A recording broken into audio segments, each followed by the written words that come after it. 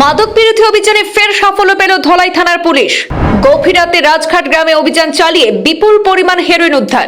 এক যুবককে আটক করে তদন্তে পুলিশ।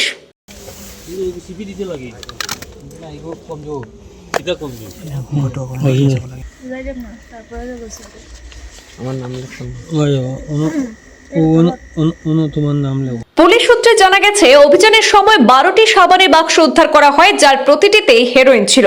স্বাধীন সাক্ষীর উপস্থিতিতে সমস্ত আইনানুগ প্রক্রিয়া সম্পন্ন করে ধলাই বিধানসভার রাজঘাট গ্রামের বাসিন্দা ফকির উদ্দিনের পুত্র 30 বছর বয়সী কালাম উদ্দিনকে গ্রেপ্তার করা হয়েছে। এই অভিযানের নেতৃত্ব দিয়েছেন ধলাই থানার অফিসার ইনচার্জ সোমেশ্বর কুঁয়ার। ওনার সঙ্গে ছিলেন এসআই জুনুরঞ্জন দেওরি, পাপুলি দোয়ারা এবং WSI PASI Abdul Haque Laskar.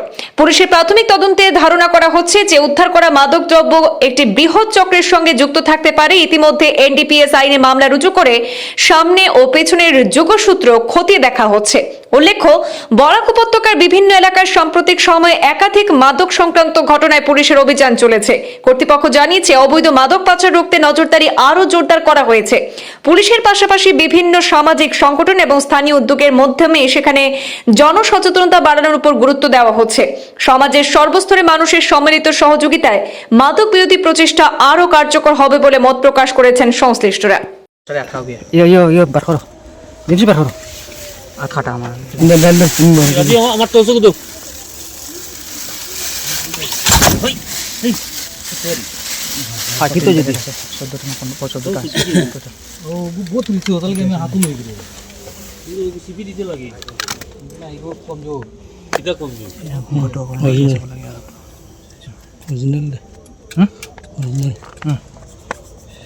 Class দিয়ে তোরা সিবি দিয়ে লাগে